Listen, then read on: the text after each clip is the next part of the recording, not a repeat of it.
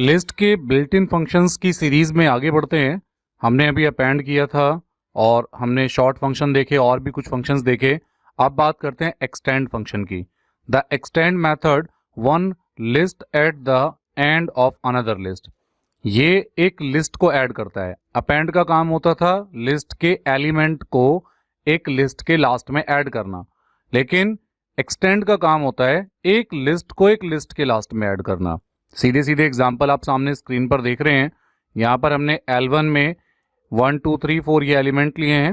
यहाँ पर हमने L2 में कुछ एलिमेंट लिए हैं 5 6 7 8, और उसके बाद हमने L1 डॉट एक्सटेंड और ब्रैकेट में हमने L2 लिखा है।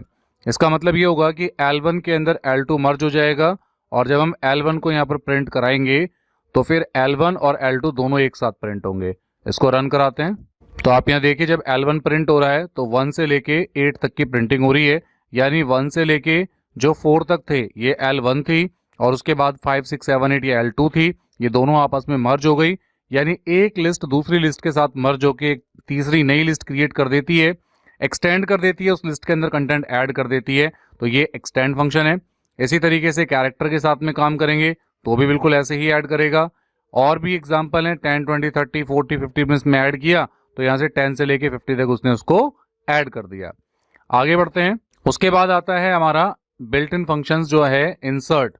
इंसर्ट का काम होता है the insert method can be used to insert an element object at a specified index.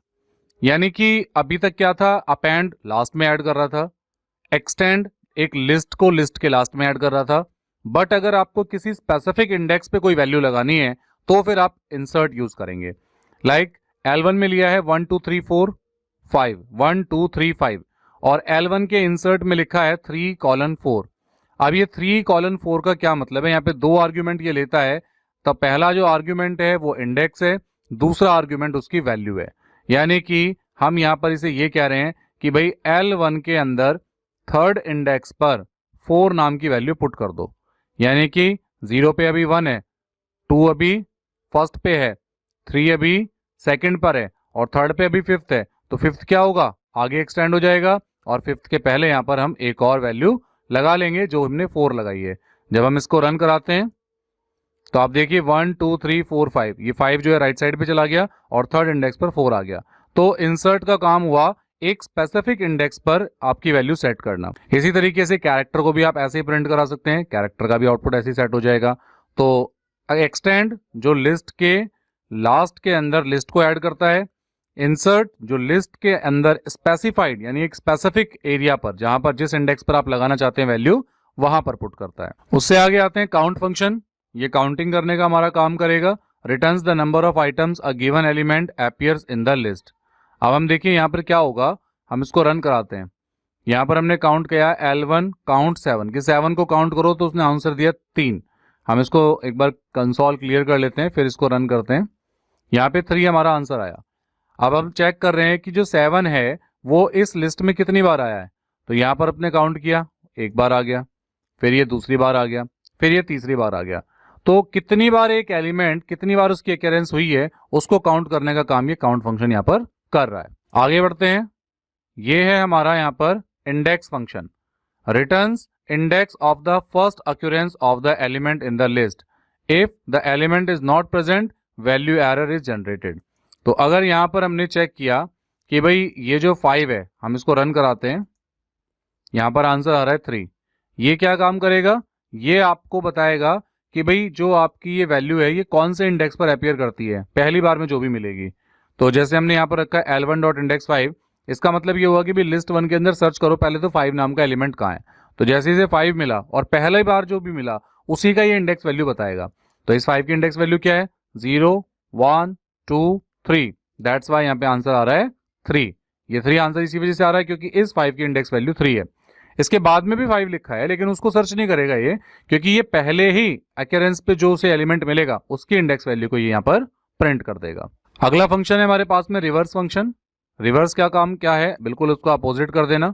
तो किसी भी लिस्ट को रिवर्स करना हो तो सिंपल L1 डॉट रिवर्स, यानी कि आप किसी भी लिस्ट के आगे डॉट रिवर्स लगा दीजिए और आपकी लिस्ट जो है रिवर्स ऑर्डर में प्रिंट हो जाएगी। उसके बाद आते हैं सॉर्ट और सॉर्टेड। यहाँ पर 2 फंक्शन है, हम इसको रन कराते हैं और समझते हैं पहले आउटपुट कैसे आ रही है। मैं इसका कंसोल यहाँ पर क्लियर कर देता हूँ। देखिए पहली बार में रखा है L1 के अंदर 10, 21, 3, 15 और 6। हमने सिंपल किया L1 डॉट सॉर्ट, तो जैसे इसको सॉर्ट किया तो उसने क्या किया, असेंडिंग ऑर्डर में आपका कंटेंट शॉर्ट कर दिया। लेकिन अगर आपको रिवर्स में शॉर्ट कराना है तो रिवर्स इक्वल्स टू ट्रू कर दिया शॉर्ट के साथ में, तो इसने इसको अपोजिटली प्रिंट कर दिया।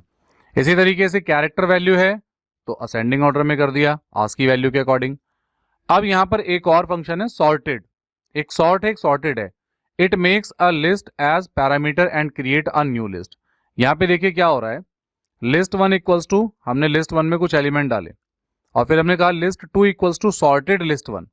यहां पे देखिए क्या कर रहा है, काम ये भी शॉर्ट का ही कर रहा है, लेकिन सॉर्टेड लिस्ट वन लिखने से हुआ ये कि लिस्ट टू के अंदर एक एलिमेंट आएंगे, एक लिस्ट बनेगी जो शॉर्ट होकर के आएगी, पहले से ही शॉर्ट वैल्यू यहां पे इसके अंदर पुट हो जाएगी।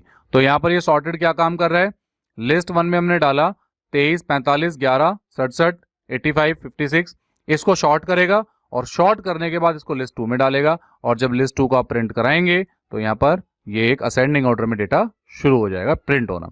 शॉर्टेड के साथ में अगर आप रिवर्स ट्रू लगा देते हैं तो फिर ये इसको डिसेंडिंग ऑर्डर में सेट कर लेता है। तो यहाँ पर एक तरीका है कि जब आप एक लिस्ट को कॉपी करके दूसरी लिस्ट में डाल रहे हैं और आप चाहते हैं वो शॉर्ट ऑर्डर में आ जाए, तो यहाँ पर आप सॉर्टेड यूज कर सकते हैं। अगला है हमारे पास में clear option.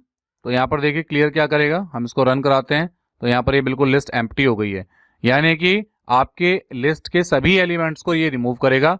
L1 dot clear, यानी कि किसी भी लिस्ट के आगे डॉट क्लियर लगा दीजिए तो आपके लिस्ट के एलिमेंट सारे खाली हो जाएंगे, फ्री हो जाएंगे। अगला ऑप्शन है हमारे पास में pop. This function removes the element from the specified index and also returns the element which was removed. Pop का काम होगा आपके एलिमेंट को रिमूव करना और एक पर्टिकुलर इंडेक्स पर जाकर के भी रिमूव करना, ये भी ये काम करेगा। जैसे हम इसको यहां से पहले कंसोल क्लियर कर लेते हैं, यहां पर आप थोड़ा सा जूम कर लेते हैं।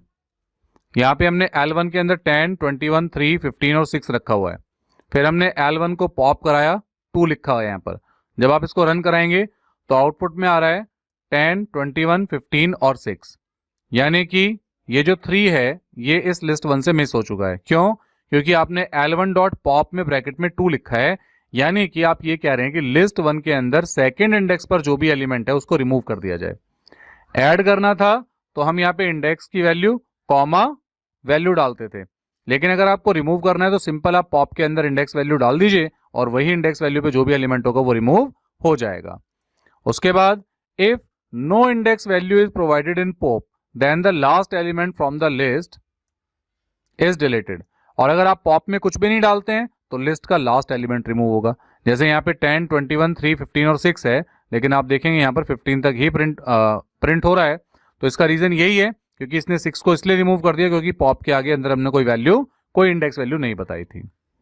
प्रिंट एस, और एस के अंदर वो वेरिएबल आ जाएगा, जो वो वैल्यू आ जाएगी जो हमने रिमूव की है।